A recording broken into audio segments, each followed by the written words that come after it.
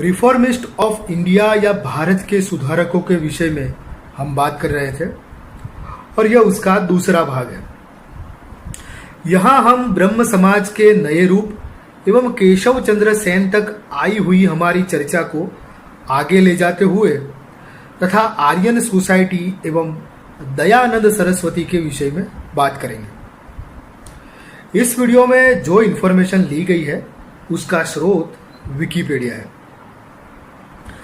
केशव चंद्र सेन या बांग्ला में कहे केशव चोंदो सेन, उनका जन्म 19 नवंबर सन 1838 के दिन हुआ था तथा उनकी मृत्यु 8 जनवरी सन 1884 के दिन हुई। इन्हें भी बंगाल के हिंदू दार्शनिक, धार्मिक उपदेशक एवं समाज सुधारक के तौर पर जाना जाता है। 1856 में ब्रह्म समाज के अंतर्गत केशव चंद्र सेन के आगमन के साथ द्रुत गति से प्रसार पाने वाले इस आध्यात्मिक आंदोलन के सबसे गतिशील अध्याय का आरंभ हुआ। केशव चंद्र सेन ने ही आर्य समाज के संस्थापक स्वामी दयानंद सरस्वती को सलाह दी थी कि वे सत्यार्थ प्रकाश की रचना हिंदी में करें। केशव चंद्र के प्रेरक नेतृत्व में भारत का ब्रह्म समाज देश की एक महती शक्ति बन गया। इसकी विस्तृताधारीय सर्वव्याप्ति की अभिव्यक्ति श्लोक संग्रह में हुई, जो एक अपूर्व संग्रह है तथा सभी राष्ट्रों एवं सभी युगों के धर्म ग्रंथों में अपने प्रकार की प्रथम कृति है। धर्म तत्व ने तत्कालीन दार्शनिक विचारधारा को नवीन रूप दिया। 1870 में केशव चंद्र ने इंग्लैंड की यात्रा की। इस यात्रा से पूर्व तथा पश्चिम एक दूसरे के निकट आए तथा अंतरराष्ट्रीय एकता का मार्ग प्रशस्त हुआ। 1875 में केशव चंद्र ने ईश्वर के नवीन स्वरूप नवविधान समरूप धर्म औपचारिक रूप से 1880 में घोषित नवीन धर्म की संपूर्णता संसिद्धि का संदेश दिया। अपनी नव संहिता में केशव चंद्र ने इस विश्व धर्म का प्रतिपादन इस प्रकार किया।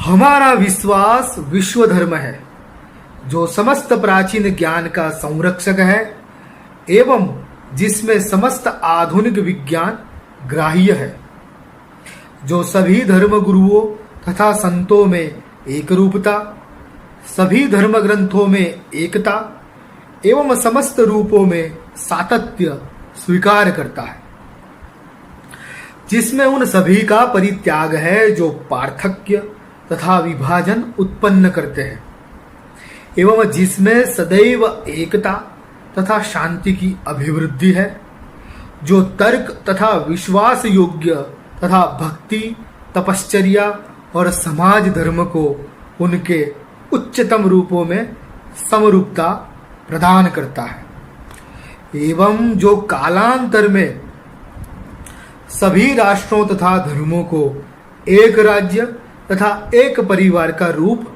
दे सकेगा। केशव चंद्र का विधान अर्थात दैवी संव्यवहार विधि, आवेश अर्थात साकार ब्रह्म की प्रत्यक्ष प्रेरणा तथा साधु समागम अर्थात संतों तथा धर्मगुरुओं से आध्यात्मिक संयोग पर विशेष बल देना ब्रह्म समाजियों के एक दल विशेष को, जो नितांत तर्कवादी एवं कट्टर विधानवादी था, उनको अच्छा न लगा, जिसका परिणाम यह हुआ कि पंडित शिवनाथ शास्त्री के सशक्त नेतृत्व में 1878 में साधारण ब्रह्म समाज की स्थापना हुई। इस समय ने कालांतर में देश के सामाजिक एवं शैक्षणिक विकास में बड़ा योग दिया। केशव चंद्र सेन के द्वारा टेबरनेकल ऑफ न्यू डिस्पेंसेशन 1868 तथा इंडियन रिफॉर्म एसोसिएशन 1870 की स्थापना की गई। केशव चंद्र सेन 1884 में दिवंगत हुए। केशव चंद्र के एक शिष्य हुए अघोरनाथ गुप्ता। दरअसल 1869 में केशव चंद्र सेन ने अपने 4 शिष्यों को विश्व के 4 मुख्य धर्मों के अध्ययन हेतु नियुक्त किया।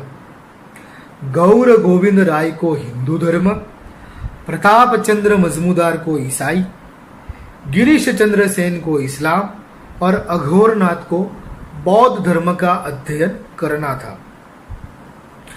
त्रैलोक्यनाथ सन्याल को संगीत के अध्ययन हेतु नियुक्त कर लिया गया।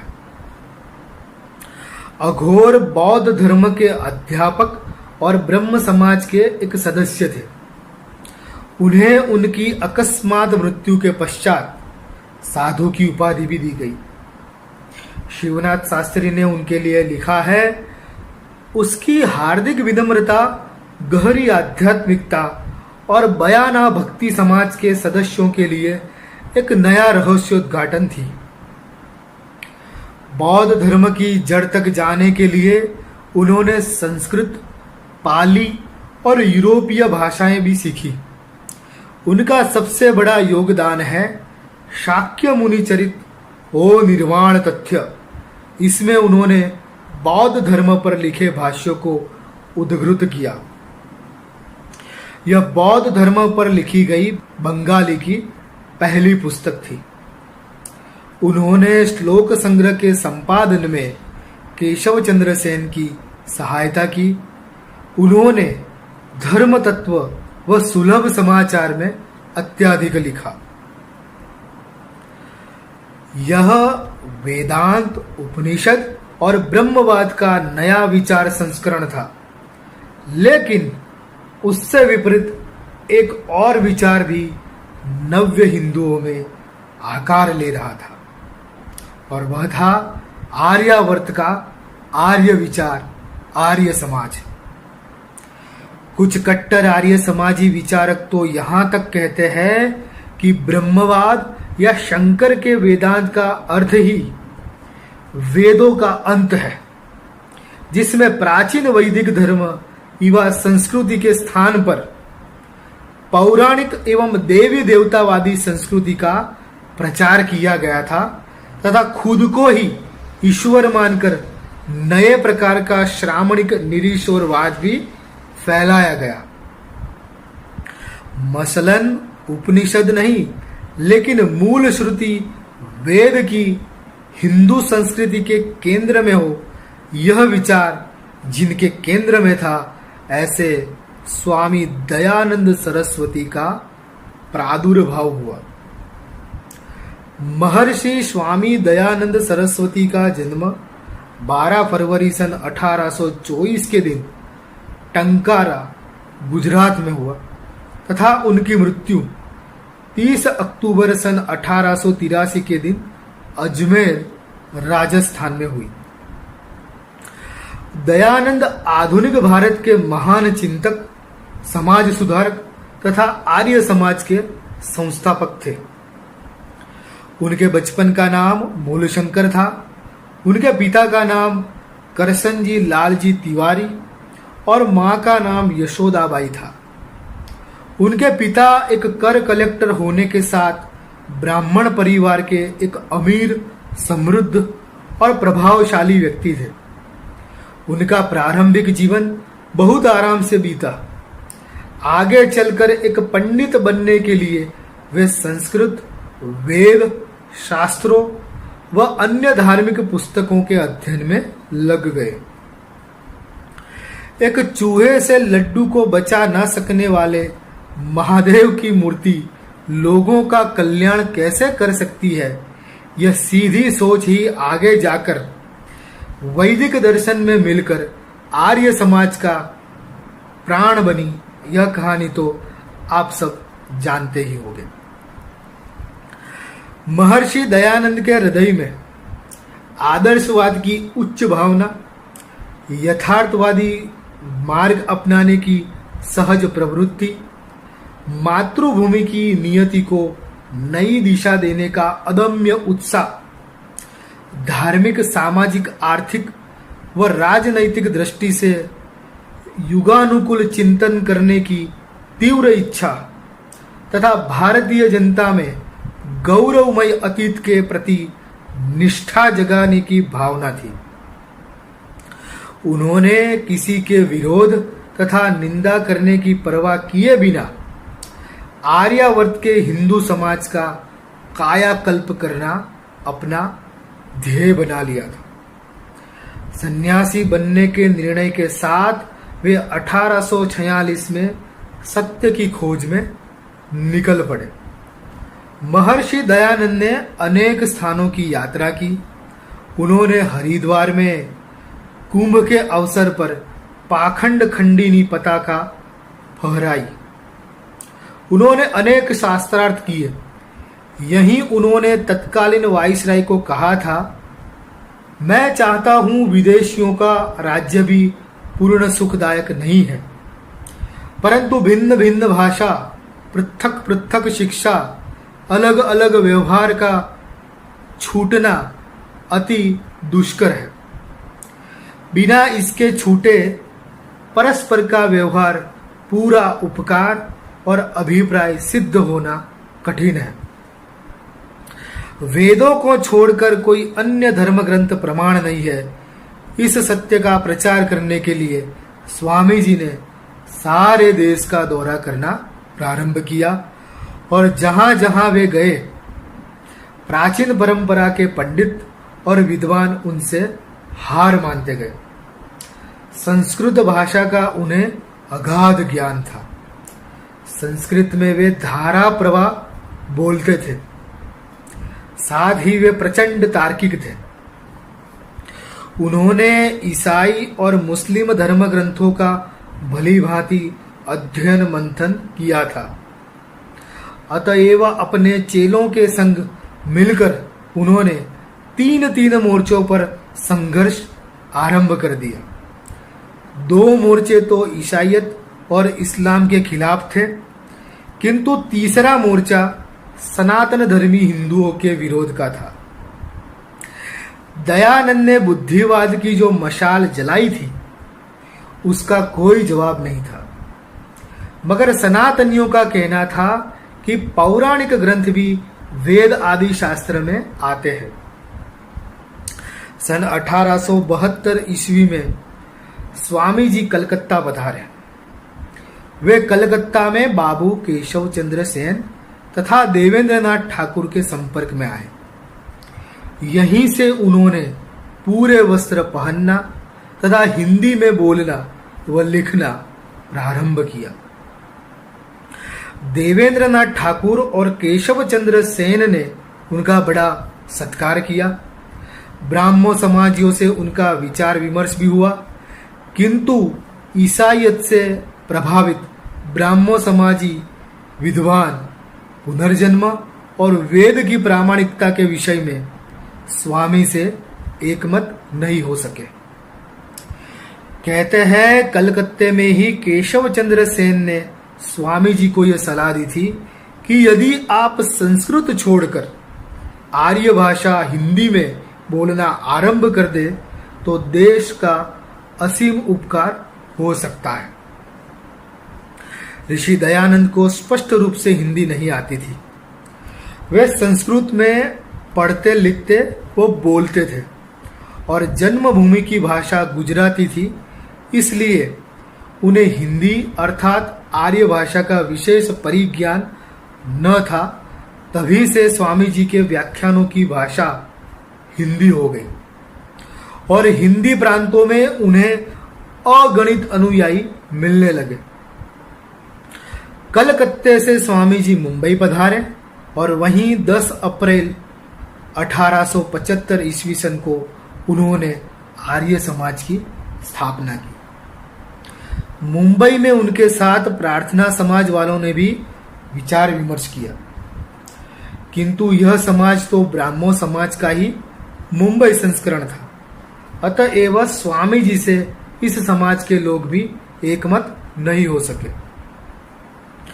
मुंबई से लौटकर स्वामी जी दिल्ली आए वहां उन्होंने सत्यानुसंधान के लिए ईसाई, मुसलमान और हिंदू पंडितों की एक सभा बुलाई, किंतु 2 दिनों के विचार विमर्श के बाद भी लोग किसी निष्कर्ष पर नहीं पहुंच सके। दिल्ली, जिसे स्वामी इंद्रप्रस्थ कहते थे, वहां से वे पंजाब गए। पंजाब में उनके प्रति बहुत उत्साह जागृत हुआ और सारे प्रांत में आर्य समाज की शाखाएं खुलने लगी। तभी से पंजाब आर्य समाजियों का प्रधान गढ़ रहा है। महर्षि दयानंद ने तत्कालीन समाज में व्याप्त सामाजिक कुरीतियों तथा अंधविश्वासों और रूढ़ियों, बुराइयों व पाखंडों का खंडन व विरोध किया, जिससे वे सन्यासी योद्धा कहलाए। उन्होंने जन्मना जाति का विरोध किया तथा कर्म के आधार पर वेदानुकूल वर्ण निर्धारण की बात कही। वे दलितोद्धार के पक्षधर थे। उन्होंने स्त्रियों की शिक्षा के लिए प्रबल आंदोलन चलाया। उन्होंने बाल विवाह तथा सती प्रथा का निषेध किया तथा विधवा विवाह का समर्थन किया। उन्होंने ईश्वर को सृष्टि का निमित्त कारण तथा प्रकृति को अनादि तथा शाश्वत माना। वे त्रैतवाद के समर्थक थे। उनके दार्शनिक विचार वेदानुकूल थे। उन्होंने यह भी माना कि जीव कर्म करने में स्वतंत्र है तथा फल भोगने में परतंत्र है। महर्षि दयानंद सभी धर्मानुयायियों को एक मंच पर लाकर एकता स्थापित करने के लिए प्रयत्नशील थे। उन्होंने दिल्ली दरबार के समय 1878 में ऐसा प्रयास भी किया था। उनके अमर ग्रंथ सत्यार्थ प्रकाश, संस्कार विधि और ऋग्वेदादि भाष्य भूमिका में उनके मौलिक विचार सुस्पष्ट रूप में प्राप्य है। वे योगी थे तथा प्राणायाम पर उनका विशेष बल था। वे सामाजिक पुनर्गठन में भी सभी वर्णों तथा स्त्रियों की भागीदारी के पक्षधर थे। राष्ट्रीय जागरण की दिशा में उन्होंने सामाजिक क्रांति तथा आध्यात्मिक पुनरुत्थान के मार्ग को अपनाया। उनकी शिक्षा संबंधी धारणाओं में प्रदर्शित दूरदर्शिता, देशभक्ति तथा व्यवहारिकता पूर्णतया प्रासंगिक तथा युगानुकूल है। महर्षि दयानंद समाज सुधारक तथा धार्मिक पुनर्जागरण के प्रवर्तक तो थे ही, वे प्रचंड राष्ट्रवादी तथा राजनैतिक आदर्शवादी भी थे। विदेशियों का आर्यावर्त में राज्य होने का सबसे बड़ा कारण आलस्य, प्रमाद, आपस का वैमनस्य अर्थात आपस की फूट, मतभेद, ब्रह्मचर्य का सेवन न करना, विधान पढ़ना या पढ़ाना व बाल्यावस्था में अस्वयंवर विवाह, विषयासक्ति, मिथ्या भाषावाद, कुलक्षण, वेद विद्या का मिथ्या अर्थ करना आदि को कर्म है। जब आपस में भाई भाई लड़ते हैं तभी तीसरा विदेशी आकर पंच बन बैठता है। उन्होंने राज्याध्यक्ष तथा शासन की विभिन्न परिषदों एवं समितियों के लिए आवश्यक योग्यताओं को भी गिनाया है। उन्होंने न्याय की व्यवस्था ऋषि प्रणीत ग्रंथों के आधार पर किए जाने का पक्ष लिया। अंत में आप सबसे विनम्र अनुरोध है कि अगर आपको हमारे ये वीडियोस पसंद आ रहे हैं तो हमारी ये चैनल को सब्सक्राइब करें और अन्य मित्रों तक ये वीडियोस शेयर करें।